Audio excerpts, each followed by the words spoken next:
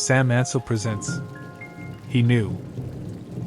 What if one pill could change your life, but only if you lost it every single day? This isn't just a story. It's a journey of healing, awakening, and the kind of transformation that lives deep in your bones. Based on a timeless path and an unforgettable encounter. Today I will tell you Leo's story, a man whose life was falling apart.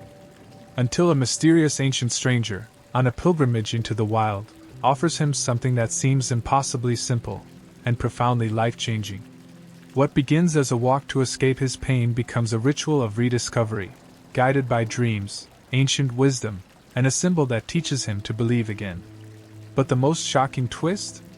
The old man is not who he seems.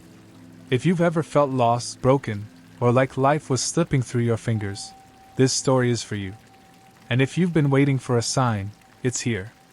Watch until the end for a revelation that will change the way you see your past, your future, and yourself. I invite you to listen to this story as if I were walking beside you, years after it all happened, on a quiet trail, following the very same path we once walked. Chapter 1: The Fall Before the Path. When he told me that I'd have to find a pill every single day, I didn't understand. Honestly, I wanted to change the subject. Something in me resisted the idea, maybe because deep down, I knew he was asking me to face a truth I'd spent years avoiding. A truth not about a pill, but about myself. But before we reached the forest, the old man, the turquoise pill, and the truth hidden in water, I need to tell you how I got there. Not just to the Camino de Santiago, but to the edge of myself. My name is Leo, and for a long time, I carried a silent belief that I was meant to fail. Not because I lacked talent or willpower, but because the world seemed to greet everything I tried with silence. Or worse, resistance. I tried. God knows I tried. I switched careers 3 times, fell in love twice, launched projects with fire in my chest and belief in my bones. And each time, I ended with less than I started. I had dreams that felt alive at night but faded with the morning light. And each time I stood up again, it felt harder to trust my legs. People around me moved forward. They got married. They got promotions. They had children. They posted smiles I couldn't replicate. Meanwhile, I drifted. Not quite sinking, not quite swimming. Just existing. I told myself I was strong. But strength without direction is just exhaustion in disguise. One morning, I woke up and realized I hadn't spoken aloud to anyone in 2 days. My phone had nothing but spam. My mirror looked like a stranger. My thoughts felt like they were closing in, like I was trapped in a house built by every mistake I'd ever made. That's when something inside me snapped. Or maybe, shifted. I didn't decide to walk the Camino de Santiago for noble reasons. I wasn't looking for God or clarity. I wasn't trying to find myself. The truth? I just didn't want to be where I was anymore. I wanted a path. Any path. And that one had a name and a direction. I booked the cheapest flight I could find. I packed light. 1 backpack. A journal. My worn-out shoes. No expectations. No itinerary. Just forward. I remember stepping onto the trail that first morning. The sun had barely risen, and the mist hung over the fields like a veil between worlds. I didn't know then, but I was already leaving something behind. The first few days were harder than I expected. Not just physically, though my legs screamed, my feet blistered, and my back ached, but emotionally. I had to be alone with myself. No phone. No distractions. Just my breath, my thoughts, my doubts. It's a strange thing, walking beside strangers day after day.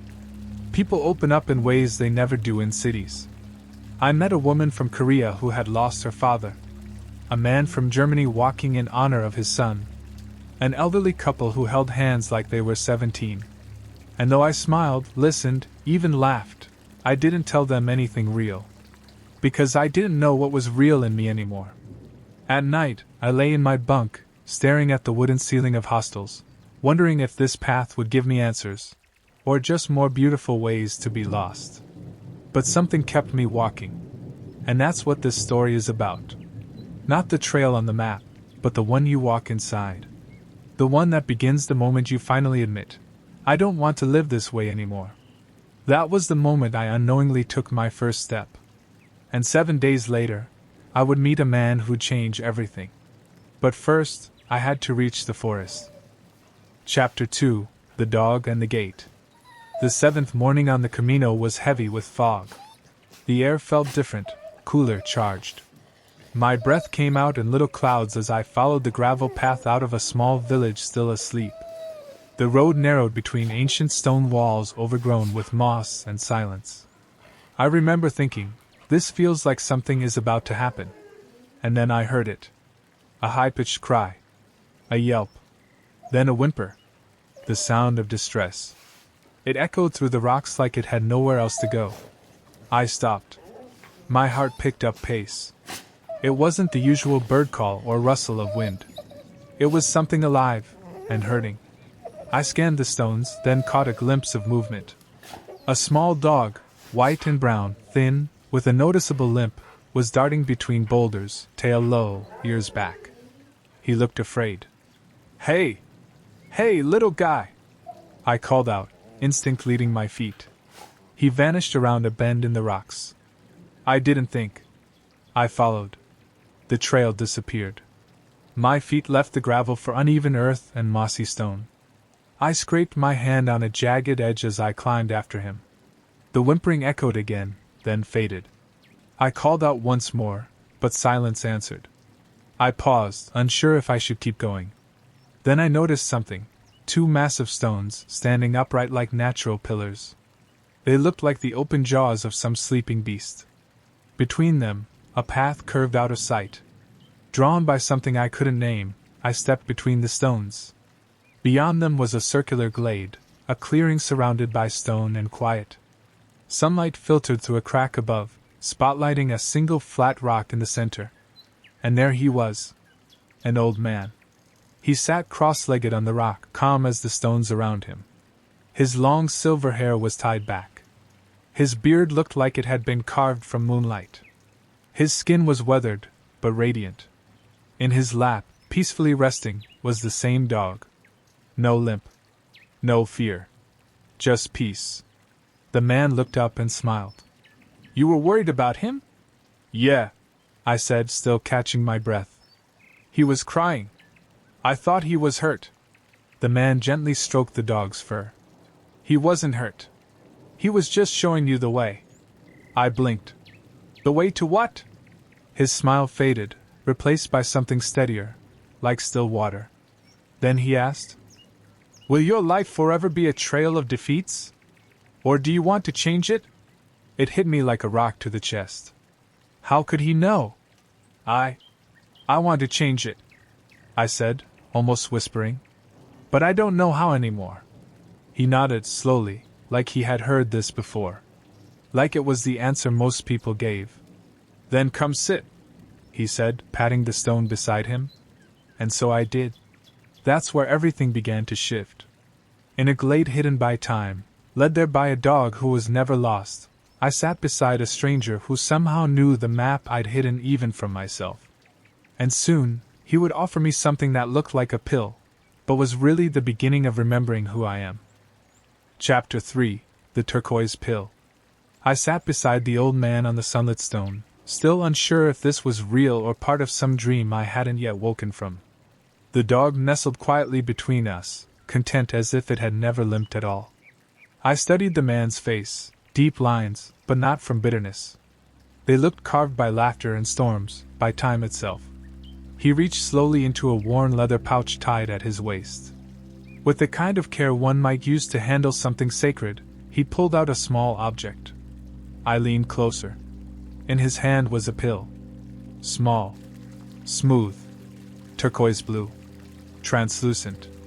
It caught the sunlight like a droplet of sea. It shimmered, not like magic, but like memory. This, he said, you must take only before sleep. I looked at it. What is it? Not medicine, he replied. Not a drug. Not even real. That confused me. Then why give it to me? He closed his fingers around it for a moment. then opened them again. Because symbols are powerful when we forget how to speak directly with the soul. I said nothing. He went on. It's not about the pill, Leo. It's about what happens when you believe it means something. Every night before you sleep, you'll take this pill. Then you'll drink a full glass of pure water. But not absent-mindedly. You'll hold that glass like it holds your future. And you'll fill it, not with water, but with your intentions. Your vision of who you truly are. And then, you'll dream. And in that dream, you will not be alone. A mentor will walk beside you, silent but real. He won't give you answers, but he'll remind you of what you already know. My throat tightened. I didn't know why, but I felt like crying. What happens in the morning? I asked. You'll wake up different. Not magically fixed, but with a thread in your chest you can follow. A clarity. A quiet fire. And you said, I'll lose it. Every day. That's the way it works. You'll forget. You'll get distracted. Life will pull you away from yourself. The pill will vanish. You'll feel like it was all in your head. That's when you'll want to give up. But if you sit, if you breathe, if you drink again with your full attention, you'll find your way back. I stared at the pill. So it's a trick? He smiled. It's a mirror. A practice. A daily death and rebirth. A way to remember. He placed the pill in my palm. It felt warm. Like something alive. Do I need to believe in it for it to work? You already do, he said. Otherwise, you wouldn't have followed the dog. I looked down at the dog again. It stared at me with calm eyes, tail flicking once. When should I start? I asked. Tonight, he said. You'll know where. The wind stirred, carrying the scent of pine and something sweet. I looked around. The sunlight shifted slightly, casting shadows across the glade. When I turned back, the old man was gone. But the pill remained in my hand. And I had never felt more awake. Chapter 4. The First Night. I walked for hours after leaving the glade, my feet moving more from instinct than intent. My thoughts weren't thoughts, really. They were more like waves crashing over a quiet shore. The image of the old man, the feel of the turquoise pill in my hand, and the sound of his voice echoed inside me as if they had always lived there. When dusk fell, I found a clearing by a quiet stream. It wasn't a designated campsite, but it felt chosen. There was something sacred in its silence. The water shimmered in fading sunlight, and the leaves above swayed like they were whispering ancient things. I took off my shoes, peeled off my sweat-stained shirt, and stood in the stream. The cold was sharp, almost shocking, but it woke something in me. I cupped the water in my hands and splashed my face, my neck, my chest. Then I filled my bottle, sat cross-legged on the earth, and held the turquoise pill in my palm. It glowed softly in the twilight. I stared at it for a long time before placing it on my tongue. I lifted the bottle, closed my eyes, and whispered quietly, I want to remember who I am. I drank. The water wasn't just water. It was something else now. A promise. A baptism. A return. As I lay down on my sleeping bag under the open sky, I could feel the air shift. Sleep came like a current pulling me below the surface. And then I was somewhere else. The dream began in a forest of light. The trees glowed faintly, not from sunlight, but from within. The ground felt soft beneath my feet, like moss and memory. And beside me, without introduction or fanfare, walked a figure. He was tall, cloaked in something silver that shimmered like liquid. He didn't speak. He didn't need to. His presence was enough. Calm, powerful, grounding. I didn't know who he was, but I felt like I had known him forever. We walked for what felt like hours or moments. Time didn't behave normally there. I saw flashes, scenes from my past. A childhood argument. A love I lost. A promise I never kept. But this time, I didn't turn away. I didn't flinch. The figure simply placed a hand on my shoulder whenever something difficult appeared. And that was enough. When I woke the next morning, the sun was just rising. I felt lighter, Not fixed. Not finished. But clear. I laughed, really laughed, for the first time in what felt like years. I sang while I packed my things. And then I walked. That day, I helped someone find their way back to the trail. I offered my last apple to a boy walking with his father. I saw colors in the leaves I'd never noticed before. But by the afternoon, the thread began to unravel. I tripped. I argued with someone over something small. I got lost and frustrated. I felt the familiar cloud return. I reached for the pill, suddenly panicked. Gone. I searched every pocket. Checked my bag 3 times. Nothing. I sat by the path, overwhelmed, the doubt flooding back in. Maybe it had been nothing. Maybe the dream wasn't real. Then I remembered his words. You'll lose it. Every day.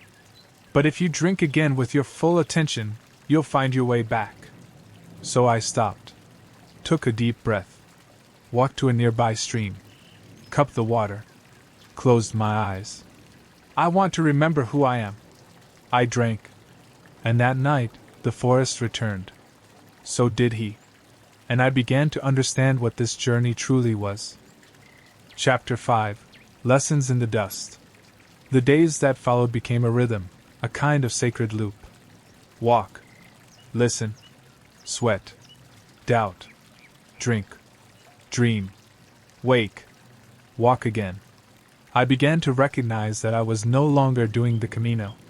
The Camino was doing me. Each morning, I'd feel a sense of renewal. Each evening, I would lose it. Just as he said.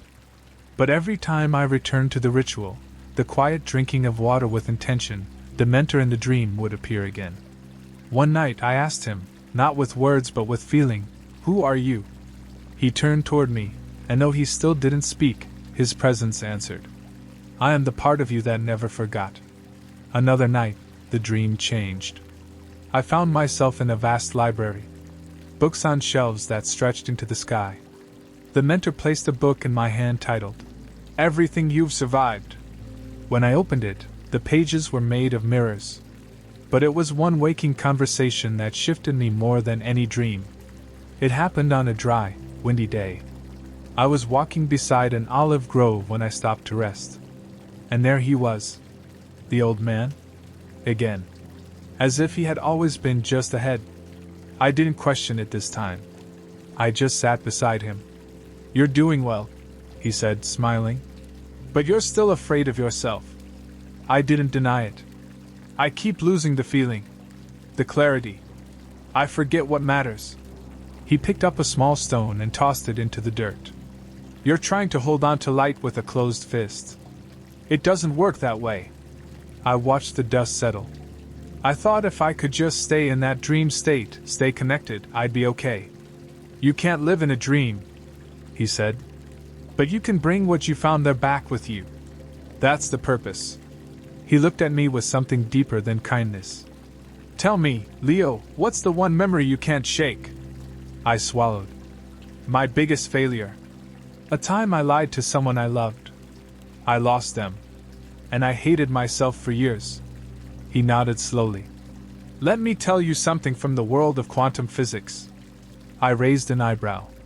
"In the quantum field, every possibility exists. Every version of you. Every timeline. But only one becomes real when it's observed, when you give it energy. Most people live stuck in one version of themselves because they keep feeding the same memory. So, I've been feeding the wrong version of me?" "Not wrong," he said. "Just incomplete. You were looking at the wound, not the wisdom beneath it." I let that sink in. "What should I do?" "Observe something new. Focus your energy on the you that learned. Not the you that failed." That night, when I drank the water, I visualized not who I wanted to be, but who I already was becoming. Not perfect, but present. Not flawless, but honest. And for the first time, the dream didn't start in the forest. It started in a mirror. And in that mirror, I saw my own eyes, clear, steady, and unafraid. I was beginning to remember. Chapter 6. The Revelation. The final days of the Camino blurred into one golden thread. Villages came and went like breath. My steps were no longer weighed down by questions. I still had doubt, but it no longer owned me. I no longer walked to escape myself. I walked to meet myself again and again, each time deeper. And then, on the last day, something happened I couldn't have imagined. I arrived at a hilltop overlooked just before sunset. Below me, the city of Santiago spread wide, ancient and quiet. Pilgrims wept nearby. Some cheered. Others simply stared. I found a spot alone and sat down with my journal. The turquoise pebble I had kept for days now felt warm in my hand. And then he appeared. The old man? One last time. But this time, I saw him differently. His presence didn't feel otherworldly or mysterious anymore. It felt familiar. Like an echo. A reflection. He sat beside me and gazed at the horizon. "I suppose you know by now," he said softly. I didn't answer, but I nodded. "I am you," he said. 70 years from now. I've walked this path again and again. And every time, I come back here to meet you."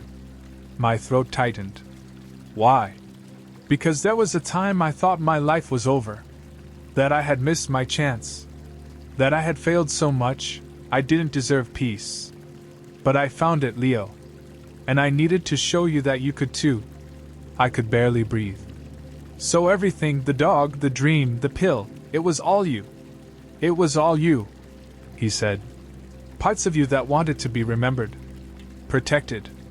Reclaimed. He placed a hand on my shoulder. You're going to live a beautiful life. Not always easy. But full. Honest. You'll fall in love again. You'll create things that matter. You'll lose and grieve and rise and forgive. But only because you started here. Because you chose to believe in the water. In the mirror. In yourself. I felt tears sliding down my face. I didn't think I could become someone like you. You already are, he whispered. He stood and walked toward the edge of the hill. Just before disappearing into light, he turned. Tell this story, he said, so that someone else can remember too. And then he was gone. Now it is 2035. I am 98 years old. And I still take a glass of water every night, look into it, and whisper to the boy I was. I remember who we are. The turquoise pill was never real. But the transformation it unlocked was. And if you're reading this, maybe it's time you found your own. It's waiting in the silence. In the water. In the version of you haven't met yet, but who's always been there. Waiting to be seen. If this story made you feel happy, or even brought a tear to your eye, maybe you should consider listening to the most healing story I've ever lived. A story that helped me understand my life as a whole. To the point where I began writing stories to uplift the human spirit. And turned it into work that benefits others. And it all began with a simple inspiration. The idea that drinking water could be sacred. That this ordinary act could heal the mind and the soul. Could bring abundance to everything and everyone around me. We all drink water. The difference is, I started drinking it with intention. I started believing the water could heal me. And from that belief, I created something. A simple way to turn something ordinary into transformation. That's how I built a method. A method that doesn't just change how you feel inside, but lets you see the change happening outside. From day one, you'll grow a plant using the same water we all drink, just charged with intention. And every single day, that plant will reflect the shift taking place within you. And during each of the 21 days of the method, we'll explore a new way to understand water and meditate healing through it. That's what I'm offering. That's what's waiting in the method, for those who are ready. You'll find it in the first link in the description. Or maybe not yet. Because the link will only appear once this channel reaches the number of subscribers needed to activate it. So that our egregore becomes even stronger. But if the link is already there, maybe that's your sign. The universe telling you, you're ready. Not next year. Not someday. You're ready now.